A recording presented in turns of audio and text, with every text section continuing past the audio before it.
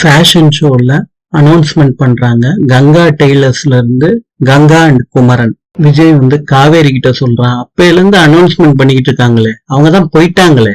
கங்காவும் குமரனும் fashion ஷோல ramp walk பண்றாங்க. அப்ப அனௌன்ஸ்மெண்ட் பண்றாங்க, கங்கா பொட்டிக்ஸோட ஓனரே இவங்க தான். விஜயும் காவேரியும் அனௌன்ஸ்மெண்ட் பண்றாங்க, winner of this year Ganga boutiques.